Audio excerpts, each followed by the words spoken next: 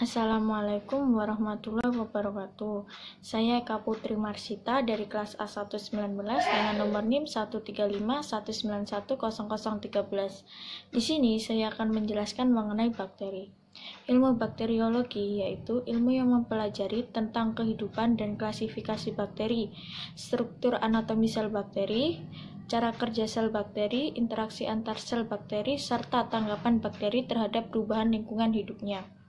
Ilmu bakteriologi juga disebut sebagai biologi bakteri, yang mempunyai manfaat sebagai pengobatan, ilmu pangan dan gizi, pertanian, dan industri, terutama untuk industri fermentasi. Struktur dari bakteri terdiri dari membran sel, sitoplasma, nukleoid atau DNA, kemudian flagella, ribosom, dan mesosom. Membran yang pertama adalah membran sel, yang tersusun dari protein dan lemak, yang berfungsi sebagai pengatur keluar dan masuknya zat ke dalam sel. Kemudian yang kedua adalah sitoplasma, yaitu berfungsi sebagai tempat berlangsungnya reaksi metabolik. Yang ketiga adalah nukleoid atau DNA, yang berfungsi sebagai pengontrol sintesis protein dan pembawaan zat. Yang keempat adalah flagella atau jamur besar. Yang kelima adalah ribosom, yang tersusun dari protein dan RNA, yang berfungsi sebagai tempat sintesis protein. Yang keenam adalah mesosom, yang terbentuk dari membran sel yang tidak membentuk lipatan, yang berfungsi sebagai tempat pemisahan dua molekul DNA, pembentukan dinding sel baru antara kedua sel anak tersebut. Ukuran bakteri. Bakteri merupakan organisme mikroskopis yang rata-rata berdiameter 1,25 mikrometer. Ukuran bakteri terkecil yaitu berukuran 0,15 hingga 0,30 mikrometer, sedangkan bakteri terbesar berukuran 13 hingga 15 mikrometer. Ukuran bakteri dapat dilihat dengan mikroskop. Kemudian bentuk bakteri itu ada 3. Yang pertama batang atau basil, yang kedua bulat atau kokus, yang ketiga adalah spiral. Yang pertama, bakteri basil. Yang pertama adalah bakteri basil atau batang. Dibedakan menjadi 3. Yang pertama adalah monobasil, yang kedua adalah diplobasil, dan yang ketiga adalah streptobasil. Yang pertama, monobasil, yaitu bakteri yang hanya berbentuk satu batang tunggal. Contohnya, Salmonella typhosa yang menyebabkan penyakit tipes. Kemudian, yang kedua adalah diplobasil, yaitu bakteri berbentuk basil yang bergandengan dua-dua. Yang ketiga adalah streptobasil, yaitu bakteri berbentuk basil yang bergandengan memanjang, berbentuk rantai. Contohnya, Bacillus anthracis, atau yang menyebabkan penyakit antraks. Kemudian, yang kedua adalah bakteri kokus, yaitu bakteri yang bentuknya bulat atau seperti bola. Dibedakan menjadi 4 bagian. Yang pertama adalah monokokus, yaitu bakteri yang mempunyai bentuk bola tunggal. Contohnya Monococcus gonorrhoeae yang menyebabkan penyakit kencing nanah. Yang kedua adalah Diplococcus, bakteri yang memiliki bentuk bola bergandengan dua-dua. Contohnya Diplococcus pneumoniae, atau yang menyebabkan penyakit pneumonia atau radang paru-paru. Yang ketiga adalah Streptococcus, bakteri yang memiliki bentuk seperti bola yang berkelompok memanjang, bentuk rantai. Contohnya Streptococcus lactis, atau yang menyebabkan penyakit sakit tenggorokan. Yang keempat adalah Staphylococcus, yaitu bakteri yang berbentuk bola yang berkoloni seperti buah anggur. Contohnya Staphylococcus aureus yang menyebabkan penyakit radang paru-paru. Yang ketiga adalah bakteri Spirillea, yaitu yang pertama spiral, bakteri yang berbentuk spiral. Contohnya Spirillum.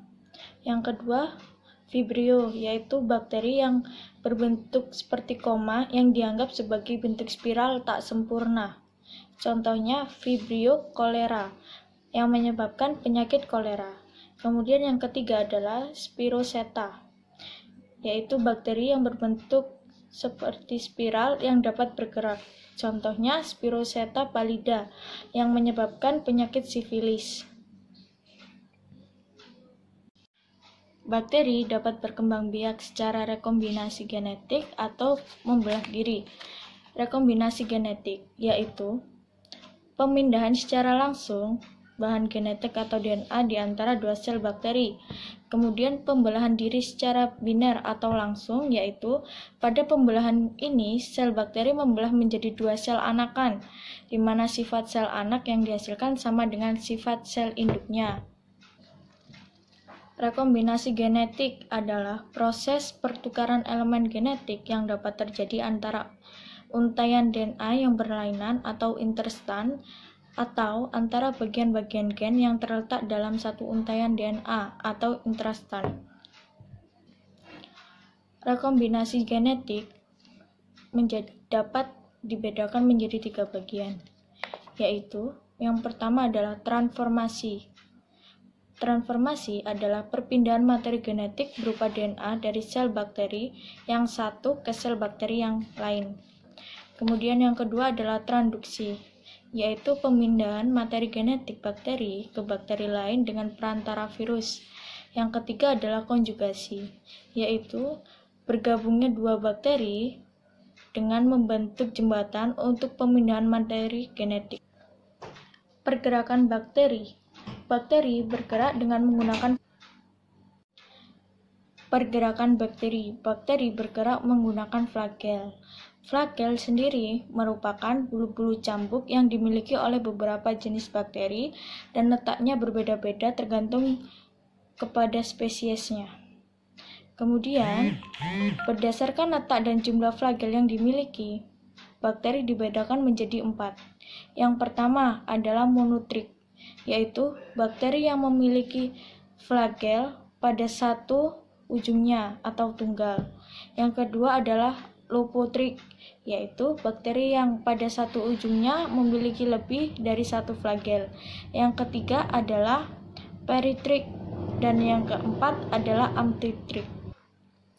Berdasarkan sumber oksigen yang diperlukan dalam proses respirasi, dibedakan menjadi 2, yaitu yang pertama bakteri aerob, yaitu bakteri yang menggunakan oksigen bebas dalam respirasinya. Contohnya Nitrobacter. Yang kedua, bakteri anaerob, yaitu bakteri yang tidak menggunakan oksigen bebas dalam respirasinya. Contohnya Streptococcus lactis. Kemudian, berdasarkan kebutuhan bakteri terhadap oksigen dibedakan menjadi 3 bagian. Yang pertama, bakteri aerob obligat, yaitu bakteri yang hanya dapat hidup dalam suasana yang mengandung oksigen. Contohnya Nitrobacter. Yang kedua adalah bakteri anaerob obligat, yaitu bakteri yang hanya dapat hidup dalam suasana tanpa oksigen.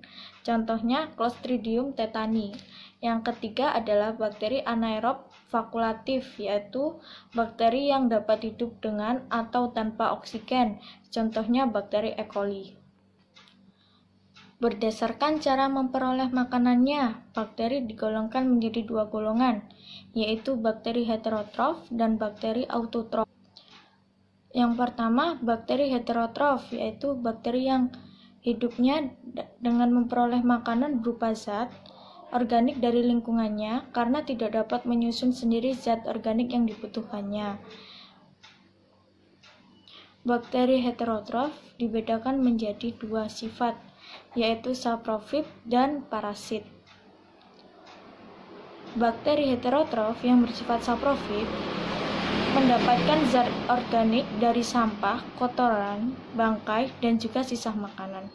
Bakteri ini menguraikan zat organik dalam makanan menjadi zat anorganik, yaitu CO2, H2O, energi, dan mineral.